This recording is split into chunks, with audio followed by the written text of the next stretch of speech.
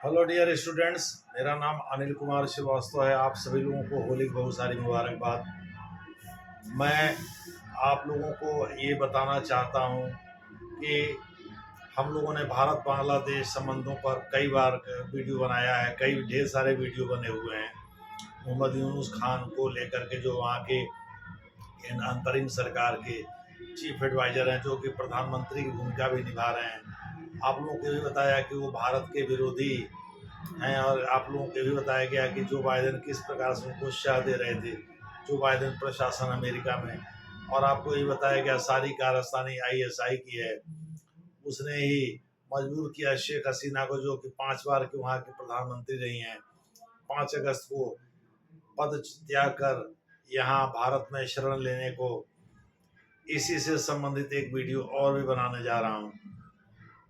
दरअसल आप सभी लोगों को पता होगा कि वहाँ वकारुज्जमा आर्मी प्रमुख हैं और शेख हसीना के दूर के रिश्तेदार भी माने जाते हैं।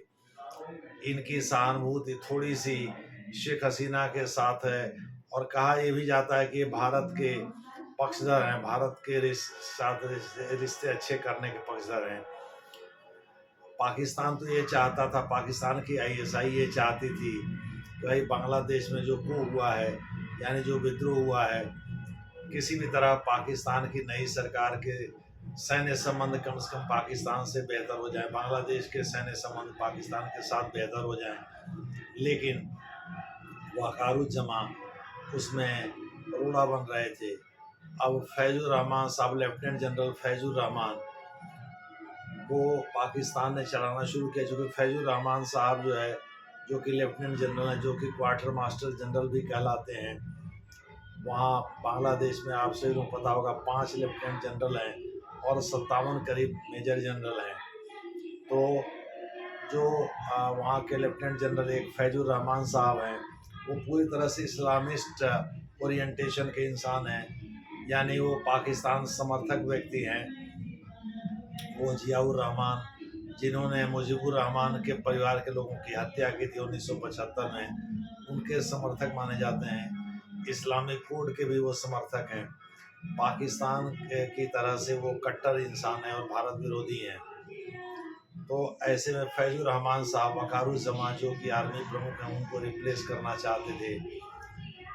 वहाँ के students, anti discrimination students movement ADSM कहा जाता है, जिसने कि 30% आरक्षण शेख हसीना के द्वारा 1971 के जिन लोगों ने विद्रोह में भाग लिया था और पाकिस्तान का तख्ता पलट कर इस पाकिस्तान को बांग्लादेश बनवाया था, उनको सरकारी नौकरियों में 30% आरक्षण देने के प्लान को शेख हसीना के उसका विरोध किया था इस स्टूडेंट आंदोलन ने। नाहिद इस्लाम मूल रूप से इसी से जुड़ा हुआ एक स्टूडेंट था, जिसने कि मुख्य रूप से इस छात्र आंदोलन का नेतृत्व किया था, और जिसके परिणाम स्वरूप शेख हसीना को अपना पद त्यागना पड़ा और भारत की शरण लेना पड़ा।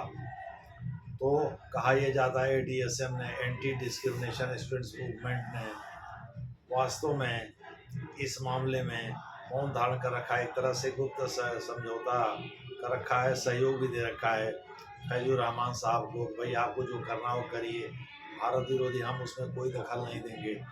और वो चाहते थे इस मौके का लाभ उठाकर वकारुज्जमा को कमज़ोर कर दिया जाए।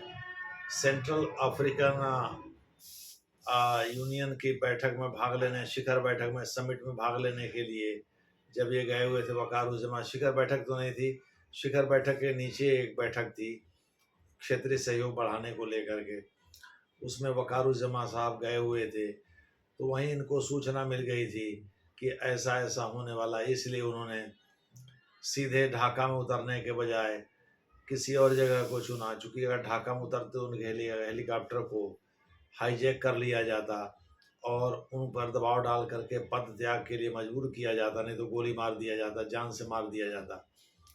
और लेफ्टिनेंट जनरल फैजुर रहमान साहब को पाकिस्तान ने यही शर्त दे रखा था, भाई आपको हम अगले आर्मी चीफ बनवा देंगे।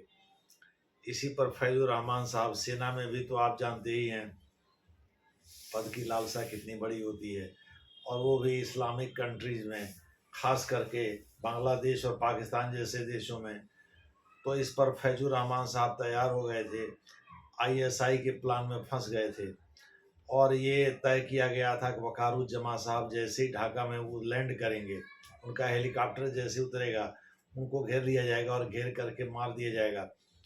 भारत ने इसमें उनकी भूमिका को और प्रखर किया, मजबूत किया, और भारत ने इंटेलिजेंस इनपुट उपलब्ध करा करके वकारुज्जमा को इस षड्यंत्र के प्रति आगाह किया। तो धीरे धीरे करके वकारुज्जमा इस बात को समझने लगे और अपने वफादार सैनिकों यानी लेफ्टिनेंट जनरल की, मेजर जनरल की एक मीटिंग बुलाई गई, जिसमें कि बहुत कम संख्या में ढाका में लोग उपस्थित हुए। इससे फैजुर रहमान साहब को ये भरोसा हो गया कि भाई सेना के ज़्यादातर लोग वकारुज्जमा के साथ ही हैं। तो वकारुज्जमा को जब लगा, जो आर्मी प्रमुख हैं बांग्लादेश के, कि भाई फलाने फलाने हमारे प्रति लॉयल हैं, हमारे प्रति स्वामी भक्त हैं, तो उन लोगों को फ़ोन करके उन्होंने इस पूरे षड्यंत्र की जानकारी दिया। और उन लोगों ने कहा यह जाता है कि फैजुर रहमान साहब पर इस बात के लिए दबाव बनाना शुरू किया कि वो इस तरह का कोई कदम नहीं उठाएंगे, नहीं तो बांग्लादेश का इतिहास और ज़्यादा रक्त रंजित हो जाएगा। यही भारत का प्रमुख योगदान है कि उसने इस कू को, इस विद्रोह को टाल दिया, इस सत्ता बदलाव को। यानी एक तो प्रधानमंत्री को वहाँ से निकाल करके भारत पहुँचाने के लिए जो इस्लामिक कट्टरपंथी हैं वो नाराज़ थे वकारुज्जमा से, जैसे जमीयत इस्लामी, जिसके समर्थन में वहाँ के फैजुर रहमान साहब रहते हैं, लेफ्टिनेंट जनरल फैजुर रहमान साहब रहते हैं। जमीयत उलेमा अल इस्लामी पूरा नाम है इसका। कहा यह जाता है स्टूडेंट्स यूनियन और जमीयत उलेमा अल इस्लामी, इन दोनों ने मिल कर के ही शेख हसीना को वहाँ से भागने के लिए मजबूर किया। और प्रो पाकिस्तान होने की वजह से इन लोगों ने जियाउर रहमान की तरह से इस्लामिस्ट झंडे को बुलंद किया। मोहम्मद यूनुस को यह सारी जानकारी थी, मोहम्मद यूनुस भी इसमें हिस्सेदारी कर रहे थे और वो भी एंटी इंडिया कैंपेन के हिस्सा थे। लेकिन भारत ने इस दौरान अपना खेला करना शुरू कर दिया। उसने इंटेलिजेंस इनपुट उपलब्ध कराना शुरू कर दिया वकारुज्जमा को, और वकारुज्जमा उसी तरह से अपनी चाल बदलते गए, जिससे वो फैजुर रहमान साहब के इस षड्यंत्र के शिकार होने से बच गए। देखना है आगे क्या होता है, जैसा होगा वैसा आपको बताया जाएगा। धन्यवाद।